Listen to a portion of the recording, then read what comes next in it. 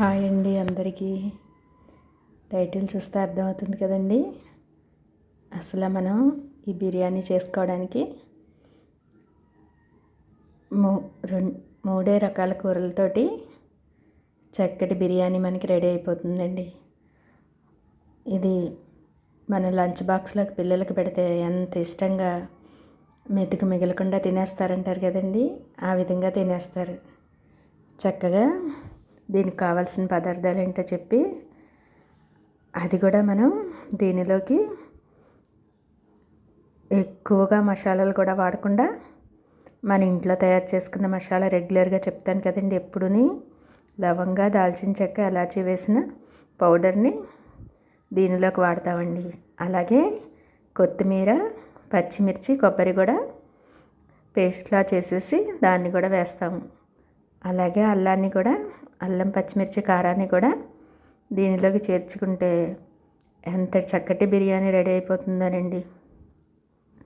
దీనికి కావాల్సిన పదార్థాలు ఏంటో చెప్పి తయారు చేసే విధానం కూడా చూపిస్తాను చూడండి. మొదట మనం బంగాళదుంపల్ని తరిగి నీళ్ళల్లో వేసి ఉప్పు వేసి పెట్టుకోవాలి. అలాగే వంకాయలని కూడా 2 వంకాయలని నీళ్ళల్లో కట్ చేసి నీళ్ళల్లో వేసి ఉంచుకుంటే మనకి ఉప్పు వేసి ఉంచుకుంటే మనకి చేదు రాకుండా ఉంటాయండి. అలాగే ఉల్లిపాయలని పొడుగు ముక్కలుగా కట్ చేసి ఉంచుకోవాలి.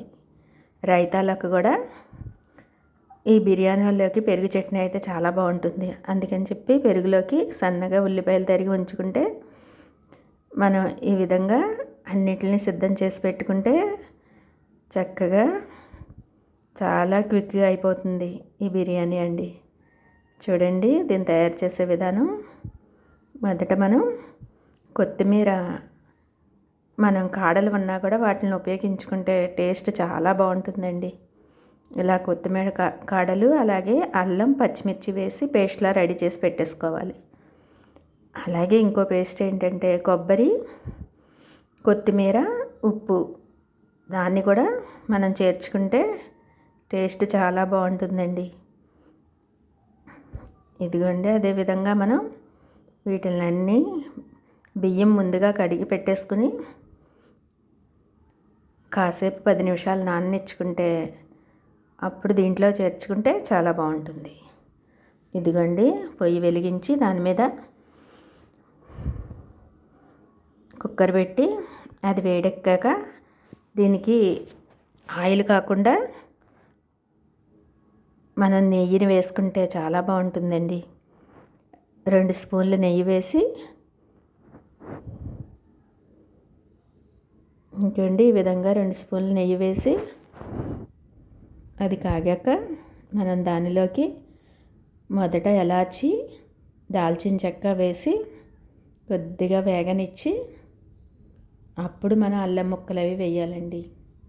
అల్లాన్ని కూడా సన్నగా తరిగి వేస్తే చాలా బాగుంటుంది. ఇదిగోండి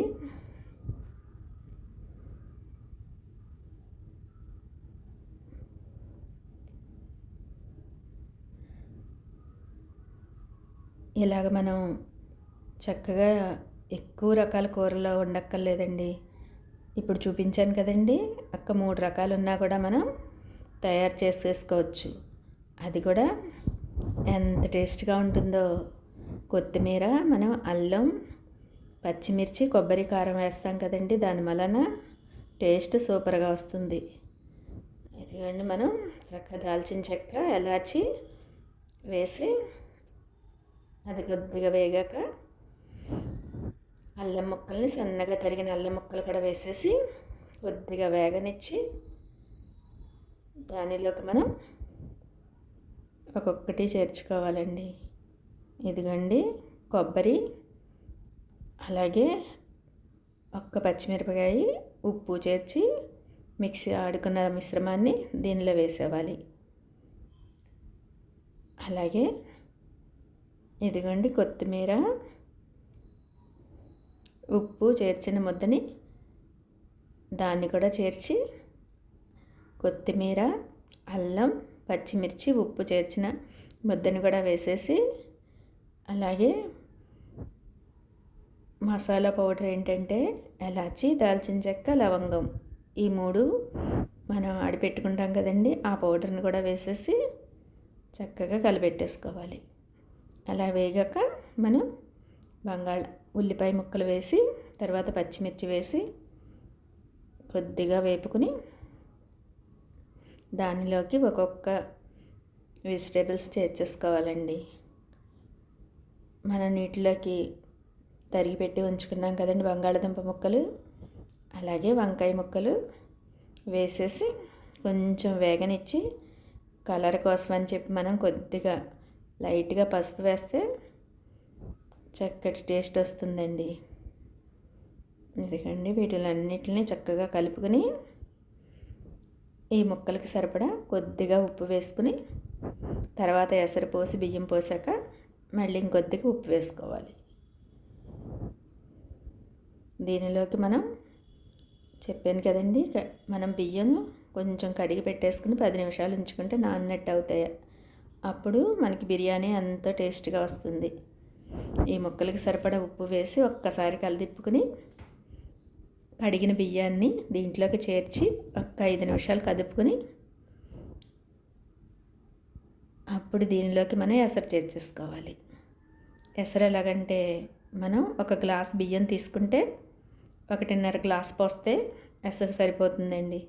ఇప్పుడు నేను ఒక గ్లాస్ బియ్యంతో చేస్తున్నాను కాబట్టి 1.5 గ్లాసు వాటర్ చేర్చేసుకుని మళ్ళీ ఇంకొద్దిగా లైట్గా ఉప్పు వేసుకుని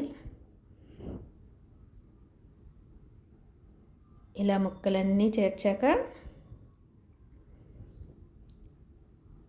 బియ్యం వేసాక అప్పుడు ఎసరు వేయాలండి. ఇదిగోండి బియ్యాన్ని కూడా చేర్చేసి చక్కగా కలబెట్టుకుని మనం అప్పుడు చెప్పాను కదండి, ఒక గ్లాసు బియ్యానికి 1.5 గ్లాసు నీళ్ళు పోసేసుకుని కుక్కర్ మూత పెట్టేసి